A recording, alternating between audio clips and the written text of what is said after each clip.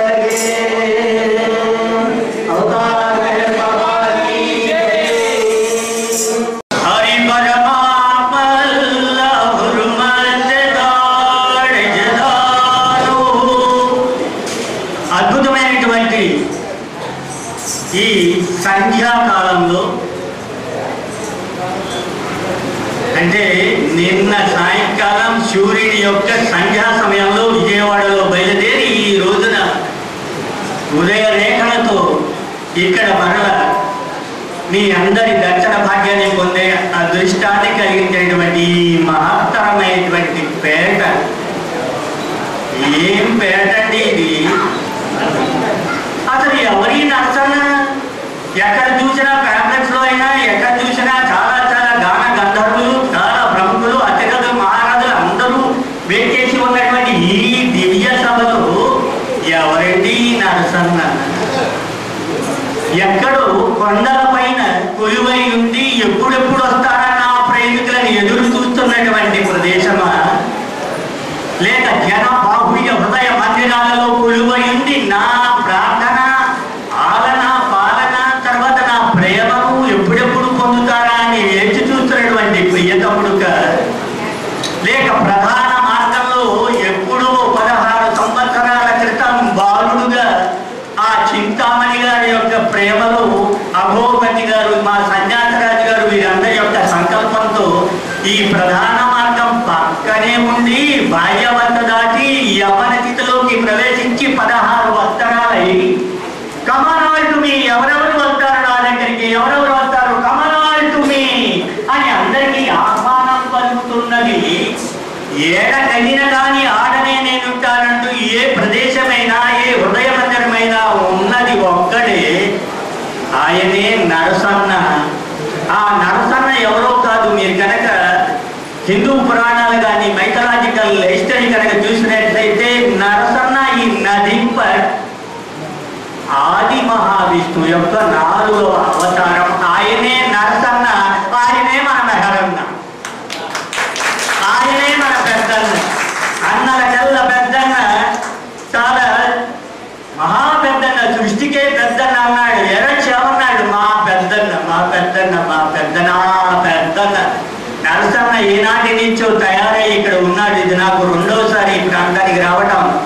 ఒకసారి అఫీషియల్ గా బాబా యొక్క శిష్యుడు అంబేద్కర్ యొక్క యూనివర్సిటీకి స్టార్ట్ చేస్తూ మా వారందరికీ కూడా విద్యాదానం చేయి అనేటువంటి ఆ సంకల్పంతో ఇక్కడ ఒక కాలేజీకి పర్మిషన్ ఇవ్వడానికి వచ్చి, అప్పుడు మన సోదరుల యొక్క సౌజన్యంతో ఈ ప్రాంతంలో అప్పుడే 2 సంవత్సరాలు అయిందనుకుంటాను ఈ ప్రాంతం స్టార్ట్ అయ్యి ఇక్కడ ఈ కేంద్రాన్ని బయట నుంచి లోపల నుంచి ప్రాంతం అంతా కూడా సందర్శించి వస్తాడురా మెహరన్న ఇక్కడ తప్పకుండా అని ఆనాడే నిర్ణయించి ఇదిగో ఈ రోజున మనందరినీ కూడా ఇక్కడ తెప్పించాడు. ఆ మెహరన్నయే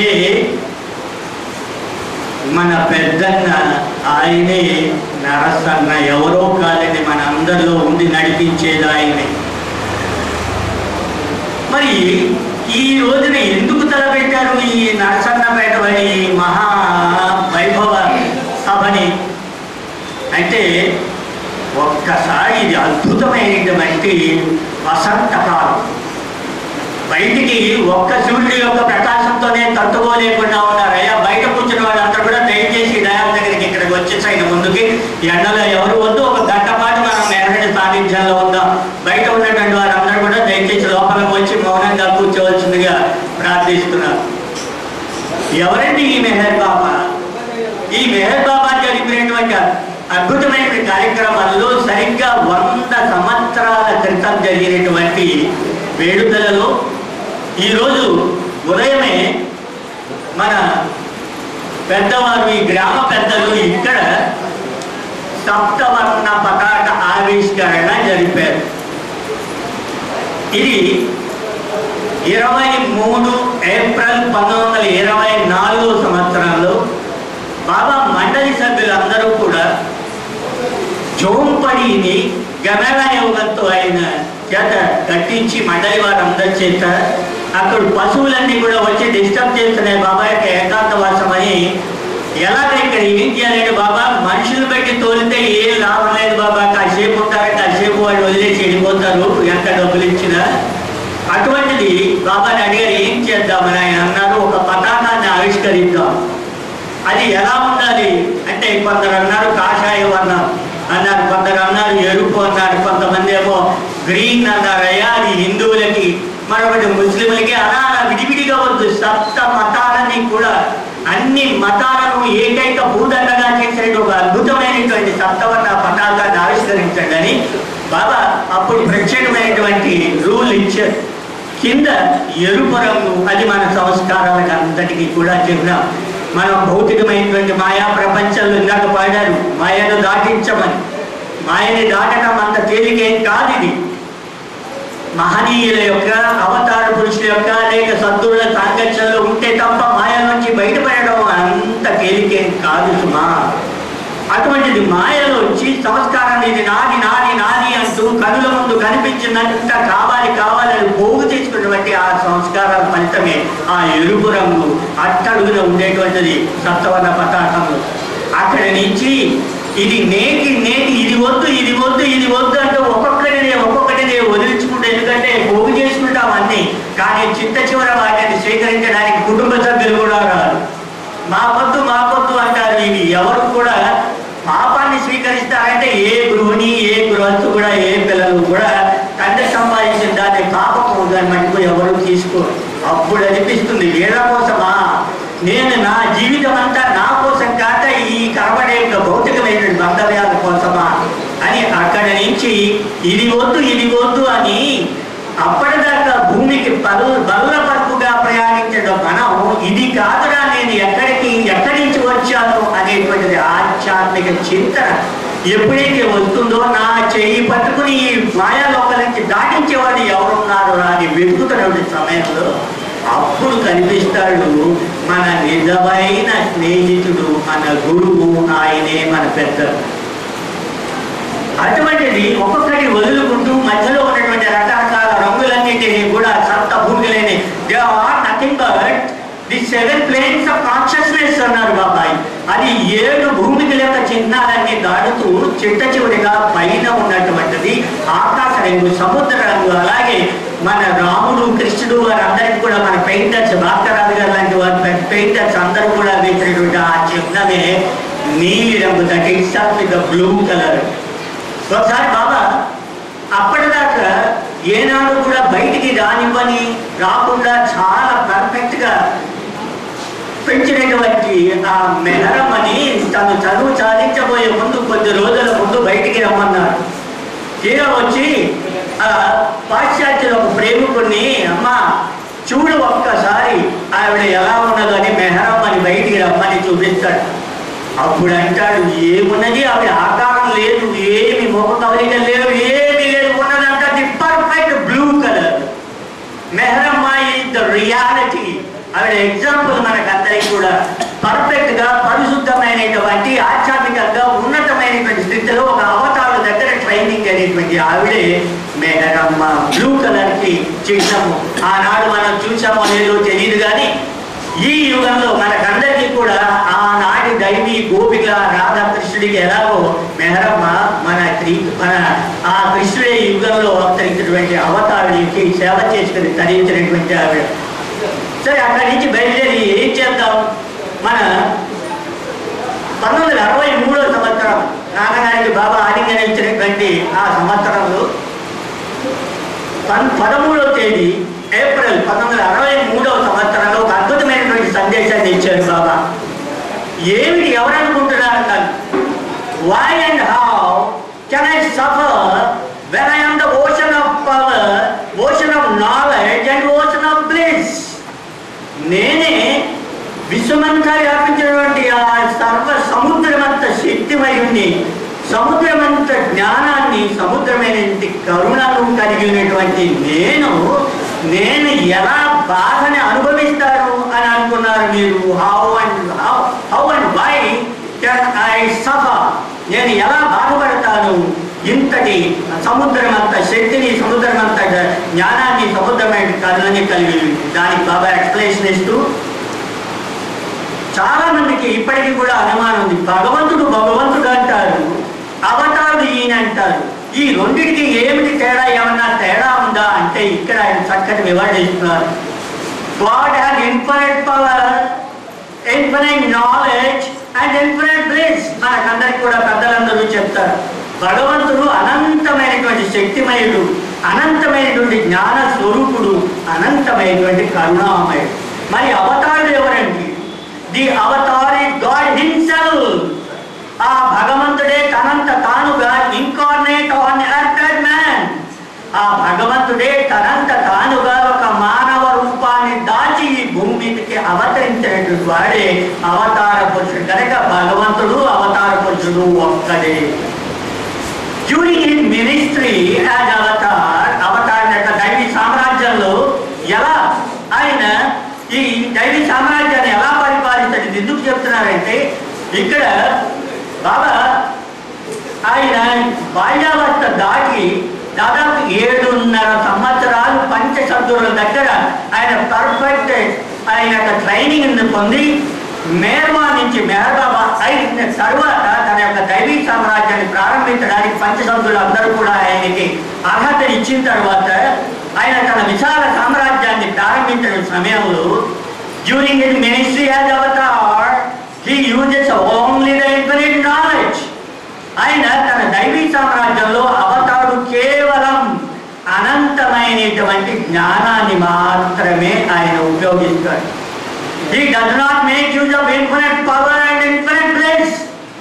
ఈ అవతార యుగంలో తన దైవీ సామ్రాజ్యంలో ఆయన మీరందరికీ తెలిసినటువంటి దేవతలు కానీ దేవుళ్ళు కానీ మీరందరూ ఉపయోగించినట్లుగా తన యొక్క అనంతమైనటువంటి శక్తిని కానీ అనంతమైనటువంటి కరుణని కానీ వాడదు కాక వాడదు.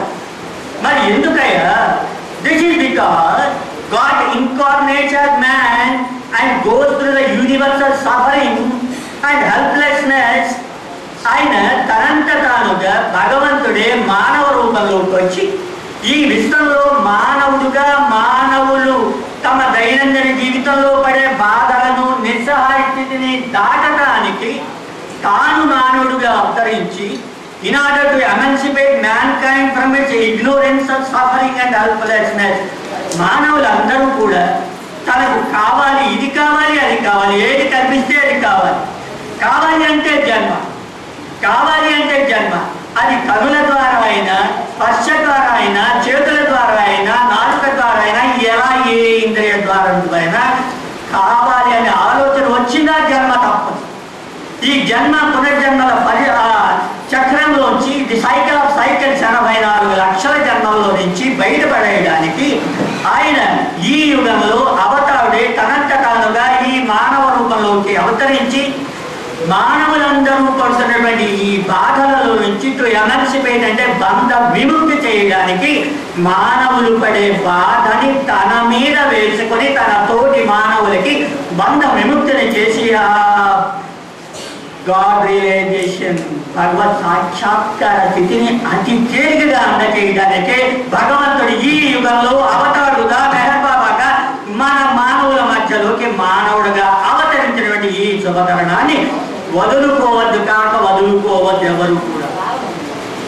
If the avatar were to use his infinite power, ఆ అవతారుడే కనుక తనలో ఉన్నటువంటి అనంతమైనటువంటి శక్తిని కనుక ఉపయోగించినట్లయితే శక్తి అనంత శక్తి ఉన్నటువంటి భద్రకాళి ఎవరైనా ఎదురు వస్తారా?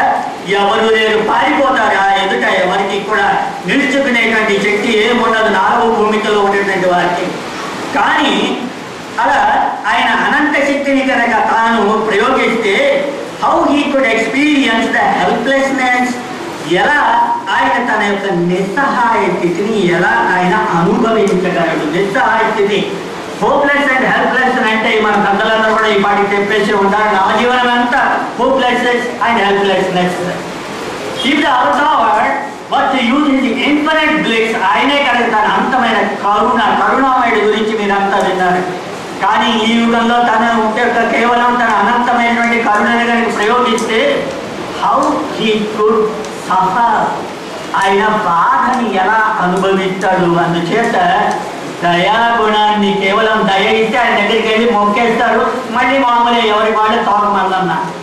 అందుచేత ఇక్కడ దయతో చూడక ఆయన కేవలం మానవులలో మానవుడుగా మానవుల యొక్క బాధని తన మీద వేసుకొని, ఇది మనం ఇప్పటిదాకా కొంచెం దేవతలు కానీ గురువులకు కానీ ఆశ్రమాల్లో కానీ సమర్థ సద్గురువులకి కూడా ఎటువంటి పరిస్థితుల్లోనూ తన తోటి మానవులకు బాధ నివారణ చేయడానికి ఏదో మీడియం మంత్రమో తంత్రమో పూజ పునస్కారాలు ఇచ్చి ఏదో డైవర్ట్ చేస్తాడు తప్ప మనం పడేటువంటి బాధని తన భుజం మీదగా వేసిన అర్హత సృష్టిలో ఎవ్వరికీ లేదు.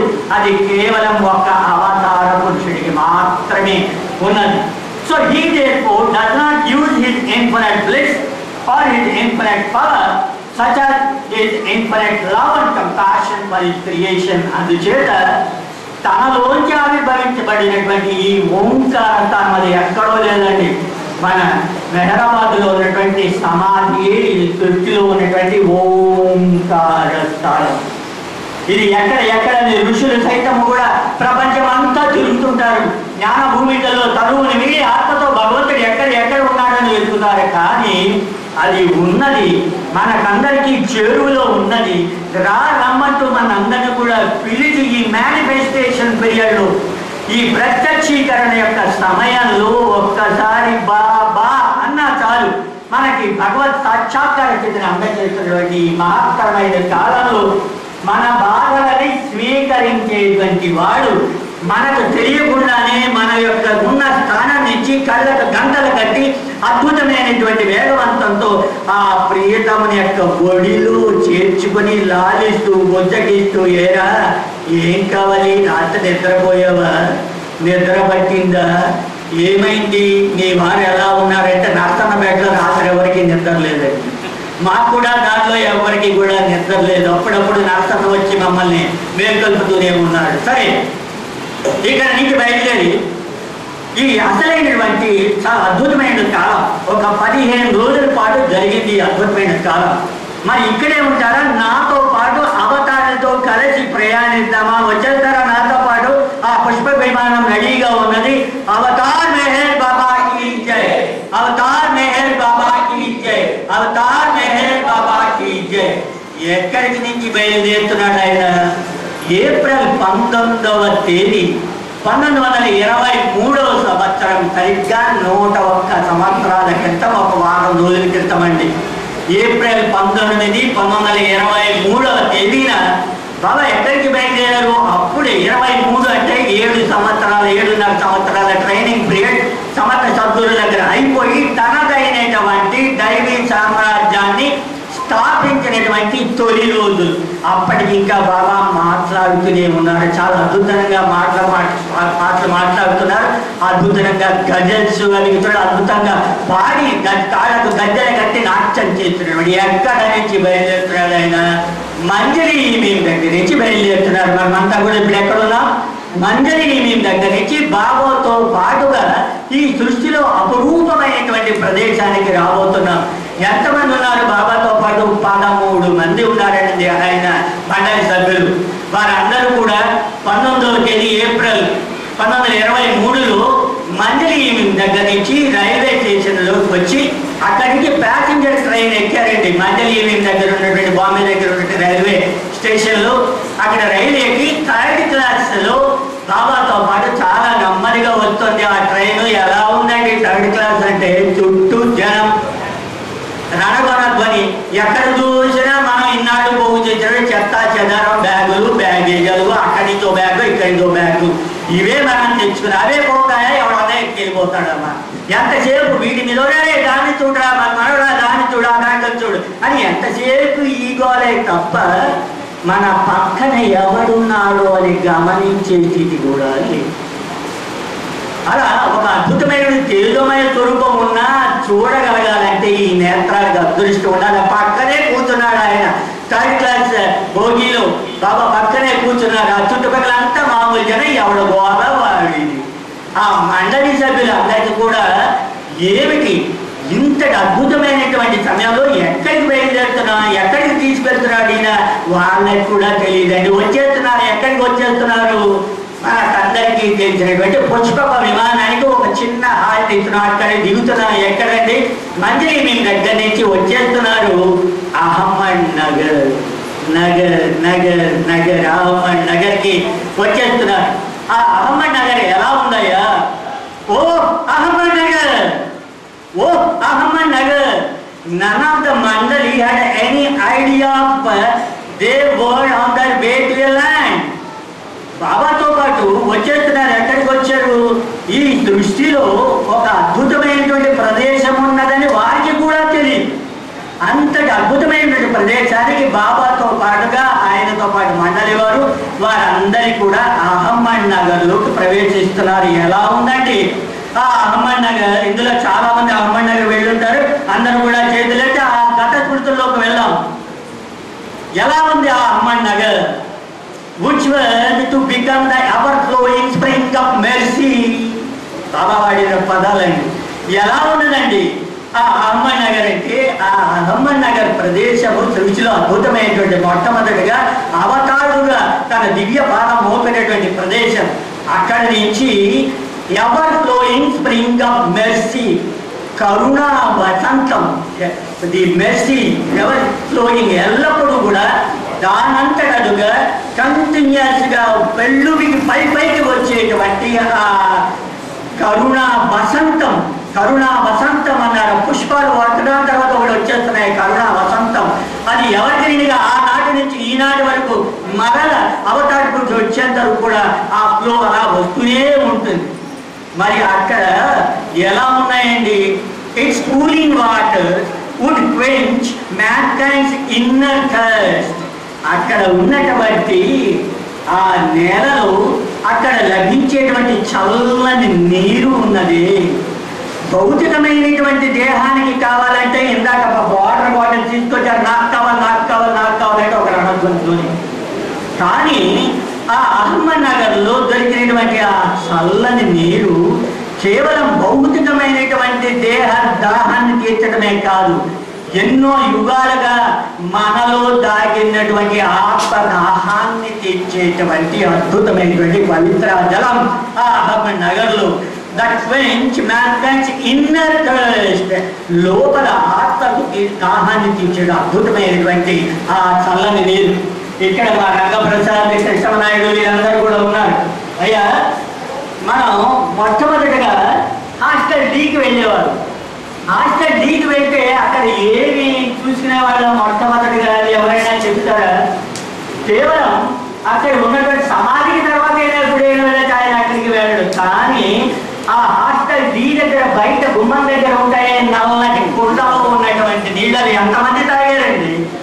ఆ నల్లటి కొండలో ఉన్నటువంటిది ఒక చిన్న మగ్గు, దానికి ఒక గ్లాసు. ఆ ఎప్పుడెప్పుడు ఆ కుండలో నీళ్లు తాగుదామని ఆ నీళ్ల కోసం పరుగులెత్తేవాడు ఇక్కడ నుంచి. అది లోపల ఉన్నటువంటి ఆత్మ యొక్క దాహాన్ని తీర్చి అది భగవంతుడు మనకి ఇచ్చినటువంటి ఆ అద్భుతమైనటువంటి జలం కోసమే ఆనాటి నుంచి ఈనాటి వరకు ఎంత ఎండలో అయినా ఆ చూడండి, ఒక్క సూర్యుని యొక్క కాంతిలో అయితే భగభగమండేటువంటి ఎండ తట్టుకోలేని చెమటలు. కానీ 1000 కోట్ల కాంతితో నిరంతరము ప్రకాశించేటువంటి ఆ ప్రియతమని పాదాల కంట ఉన్నదంతా చల్లని చల్లదనమే, ప్రేమ కరుణ సముద్రమే అంతా కూడా. సరే, అక్కడి నుంచి అహ్మద్ నగర్ వచ్చేసారు. అహ్మద్ నగర్ వచ్చేసిన తర్వాత ఎక్కడికి వచ్చాడు ఆయన? మెహర్ బాబాతో రిలేటివ్స్, రంజు అబ్దుల్లా, ది కస్బాపేట్ మండలి. కస్బాపేట్ అక్కడికి నేను ఇప్పుడు వెళ్ళలేదు, మళ్ళీ ఇక్కడ వచ్చేస్తున్నాను. And devoted fishermen were present at the Pune railway station. ఈ మంజలి దగ్గర బాబా తర్వాత స్వయంగా ఒక చిన్న గుడిసె వేశాడు.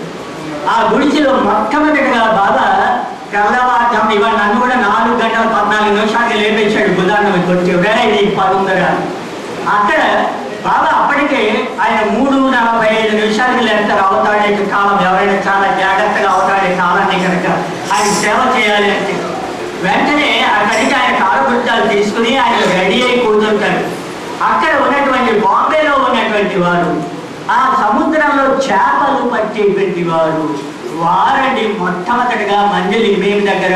అక్కడ చాలా పవిత్రమైనటువంటి రోడ్లు ఉంచేటువంటి వారందరూ కూడా సముద్రంలో చేపలు పట్టేటువంటి వారు, చాలా గుడిసెల్లో అక్కడక్కడ ఉండేటువంటి నిరుపేదలందరూ కూడా ఆయన యొక్క తేజమయ జ్వాలని ఆకర్షింపబడి వారందరూ కూడా తెల్లవారుజామునే అప్పటికప్పుడు తాము స్నానాదులను ముగించుకొని అతి పరిశుభ్రంగా శుచిగా తమకున్న దానిలో బట్టలు ఉతికి వేసుకొని బాబా దగ్గరికి విడివిడిగా వచ్చేస్తున్నారు.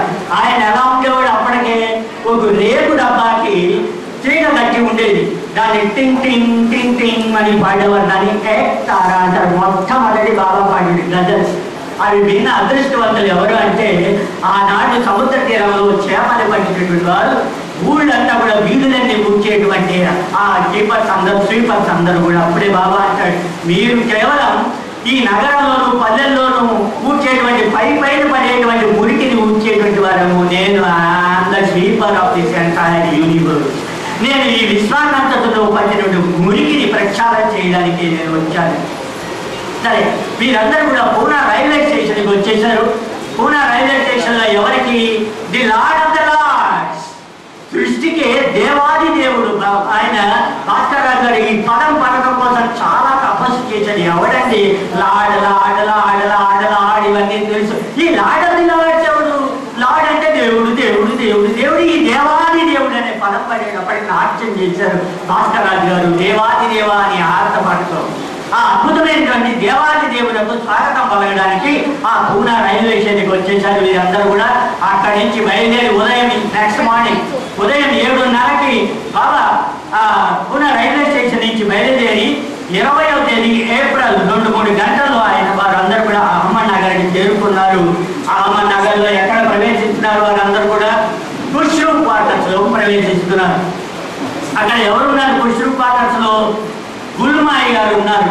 ఆ గుల్మాయి గారితో పాటుగా కేవలం గుల్మాయి గారి కుటుంబ సభ్యులు రుస్తుం అబ్దుల్లా, తర్వాత Adi senior, Feroza, Dolly and cousin Saroj Irani, వీరికి మాత్రమే బాబా అంటే ఎవరు ఆయన గురువుగా వారు అంగీకరించారు వారు. కానీ మిగతా వాళ్ళు ఎవరికి కూడా ఆ బాబా అంటే గురువుగా కానీ పారసీకులు కానీ ఇరానియన్స్ కానీ జురాస్ట్రియన్ ఫ్యామిలీస్ ఎవరికి కూడా బాబా అంటే ఒక గురువు అని కానీ గురువు అనే నమ్మకం కానీ తర్వాత సాధువులని తత్పురుషులని ఆహ్వానించడం కానీ వారికి నమస్కరించడం కానీ మన హిందువులు ముస్లింలో చేసినట్లుగా ఆధ్యాత్మికంగా ఉన్నత పురుషులని గౌరవించేటువంటి అలవాటు వారిలో లేవు.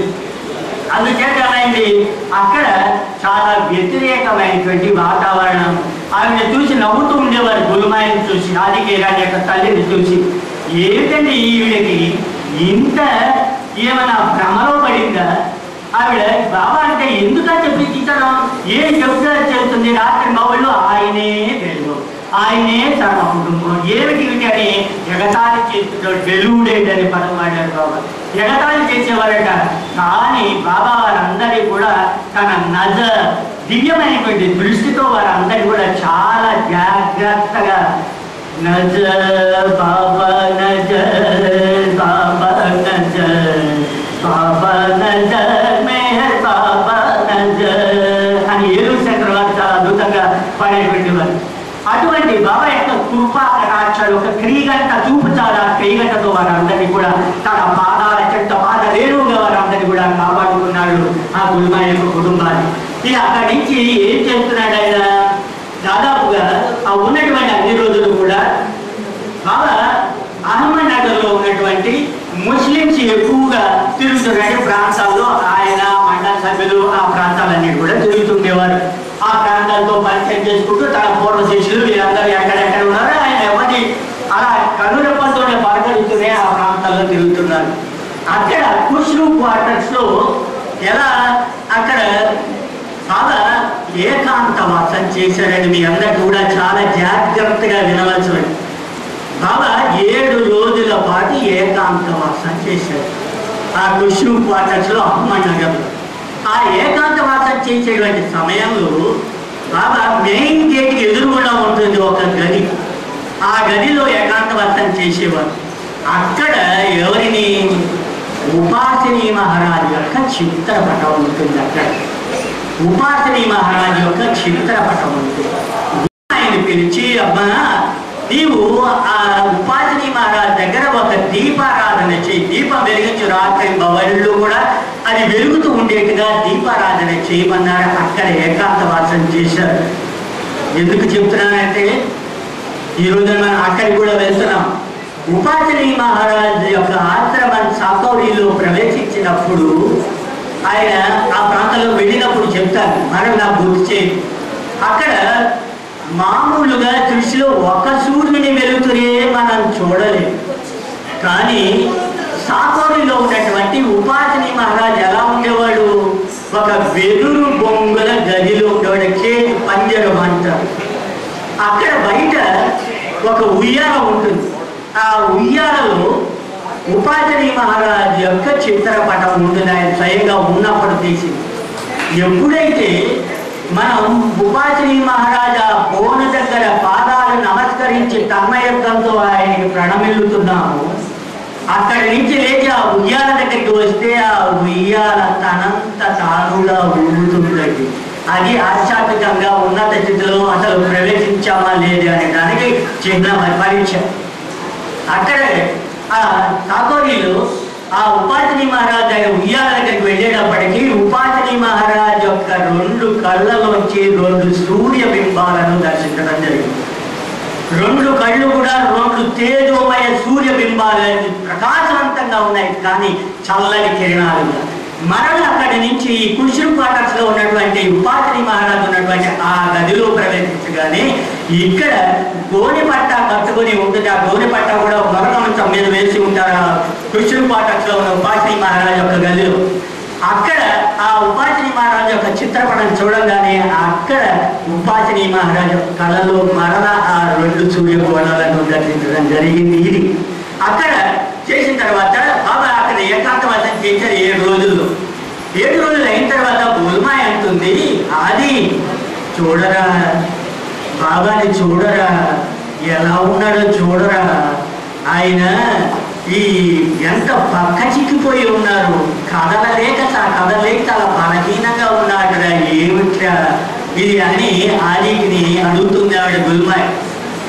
అప్పుడు అది అంటాడు, ఏమన్నదమ్మా, ఆయన ఏనాడు తిన్నాడు కనుక ఎప్పుడు చూసిన ఏకాంతవాసము ఉపవాసము ఇంతే కదా, అందుచేత అలా బలహీనుడుగా ఉన్నాడేమో అని అంటాడు. అది ఈ మాటలు అసలే పాము చెవులు మనం చెప్పేవన్నీ గుసగుసలన్నీ ఆయన వింటాడు. ఆయన అంటాడు వెంటనే, I have not become weak. వెంటనే ఆ చిన్న మర్మరింగ్ సౌండ్ గా వెంటనే సమాధానం చెప్తాడు, I have not become weak. నేనేం బలహీన పడదా, I do not feel any weakness. నేనేమి బలహీనంగా అనిపించట్లా నాకు. But I'm as strong as ever. నేను దృష్టిలో బలవంతుడిగా ఎలా ఉన్నానో అంత బలవంతంగాను, ఇంతకు ముందు ఎలా ఉన్నానో ఇప్పుడు కూడా అంత బలవంతంగాను ఉన్నాడు అన్నారు. సరే ఏం చెబుతున్నావయ్యా నువ్వు అనగానే బాబా అక్కడ యాడ్ చేస్తారండి ఆ కుష్టి క్వార్టర్స్ లో ఉన్నటువంటి ఉపాసని గదిలో. I had gone to attend a meeting. నేను ఒక సమావేశంలో పాల్గొనడానికి వెళ్ళాను అన్నారు. అదేమిటి నువ్వు గదిలోకి వెళ్ళావు, తలుపులు వేసుకున్నావు, మేము ఇక్కడే కాపలా కాస్తున్నావు, నువ్వు ఏదో మీటింగ్ వెళ్ళారంటున్నావు, సమావేశానికి ఏ నాకు వివరణ చెప్పాల్సిందే అంది. అది ఆమె గుల్మాయి పట్టుకుంటే వదలండి, అదేదో వివరణ చెప్పాల్సిందే అంది. అంత తేలిగ్గా నమ్మేటువంటి అవి కాదు. అప్పుడు ఆయన అంటాడు, గుల్మాయి వాంటెడ్ అన్ ఎక్స్ప్లనేషన్. దానికి బాబా అంటారు, ఆ సమావేశం ఎటువంటిదో కావాలా నీకు, అది it was a meeting of the perfect once. It was a meeting of the perfect once. దృష్టిలో ఉన్నటువంటి పరిపూర్ణ సమర్థ సద్గురులందరూ కలిసినటువంటి సమావేశంలో పాల్గొనడానికి వెళ్ళారు.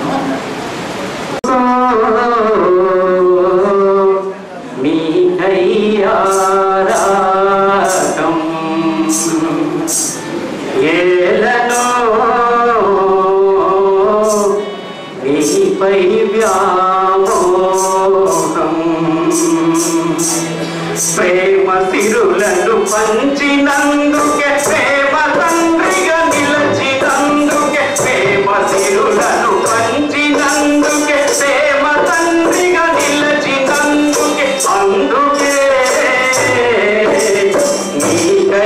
నీకయ్యారాటం, అందుకే నీపై వ్యామోహం. కనుగున అనువనుభై తపనే నిండని, తలపున నీ పృథులే తాండవ పాడని. కనుగున అనువనుభై తపనే నిండని, తలపున నీ పృథులే తాండవ పాడని. అనుభవ సారములై అందిన కాలుకలై, అనుభవ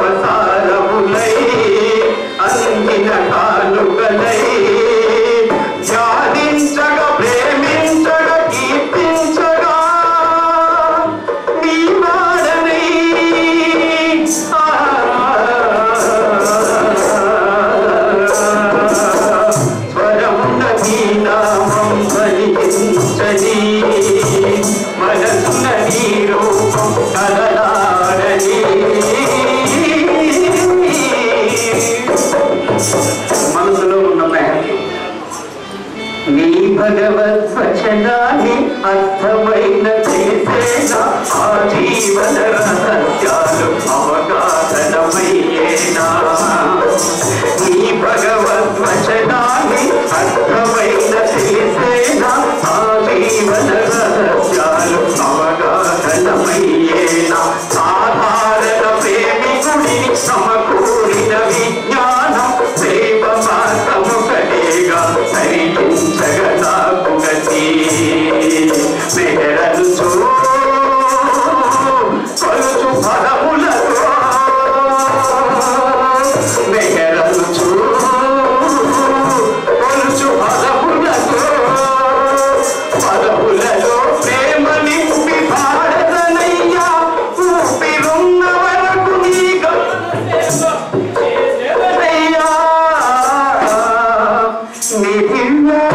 నీ దివ్య సమాధిని తాకంగానే నాలోని కోర్కెలను నశించితివి నీ దివ్య నామమునే పలుకంగానే నాలోని అహమంతా తొలగించితివి నీ మంగళ రూపం దివ్య తేజం నీ మంగళ రూపం దివ్య తేజం అది నిలుపగా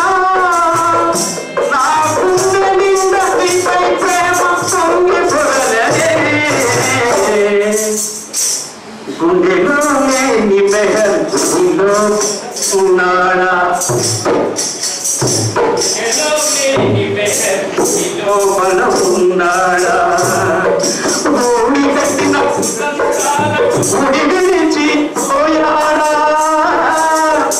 గుండెలోనే నీ మెహర్ గుడి లోపల కపటం పాపాల తల్లి కరుణామయుండు మెహర్ కపటం కరుణామయుండు పాపులను క్షమించే మెహర్ కపటాన్ని క్షమించడులే పాపులను క్షమించే మెహర్ కపటాన్ని క్షమించడులే పరదేవుడే గాని కొత్త అవతారమునా పరదేవుడే గాని కొత్త అవతారమునా కొత్త వానితో వ్యవహారం కొత్త వానితో వ్యవహారం కత్తి బదులు సామురా గుండెలోనే నీ మెహర్ గుడి లోపల ఉన్నాడా బాబా మెహర్ బాబా की थैंक यू बाबा